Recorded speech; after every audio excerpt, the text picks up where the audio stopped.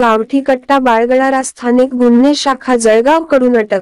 Doctor Maheshwar Reddy police अधीक्षक जळगाव यांनी स्थानिक गुन्हे शाखा जळगाव येथील पथकास जळगाव जिल्ह्यात अनेक इसमने दहशत माजविण्याच्या उद्देशाने अवैध अग्निशस्त्र वापरत आहे, सदर बाबत गोपनीय माहिती काढून अशा लोकांवर पुढील योग्य ती कारवाई करा असे आदेश दिले। त्यावरून पोलीस नाईक श्रीकृष्ण देशमुख हे वरणगाव शहरात पेट्रोलिंग करीत असताना गोपनीय माहितीच्या आधारे बातमी मिळाली की वरणगाव शहरातील राज उर्फ मनोज याचे जवळ गावठी कट्टा बाळगत असल्याची खात्रीशीर बातमी मिळाली। त्यावर बबन आव्हाड,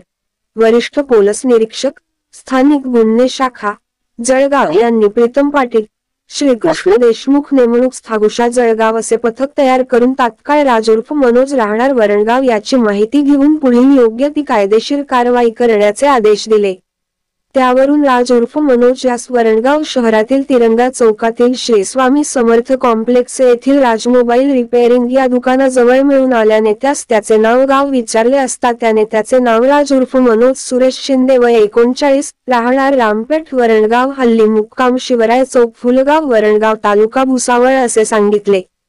त्यावरून त्यांची अंगझडती घेतली असता त्याच्या ताब्यात 25,000 रुपये किंमतीचे एक गावठी बनावटीचे पिस्टल व 8,000 रुपये किंमतीचे 8 जिवंत काडतूस मिळून आल्याने त्यास ताब्यात घेऊन त्याचे विरुद्ध वरणगाव पोलीस स्टेशनला गुन्हा दाखल करून त्यांची वैद्यकीय तपासणी करून त्या सदर गुन्ह्याचे पुढील तपास कामी वरणगाव पोलीस स्टेशनच्या ताब्यात देण्यात आले आहे।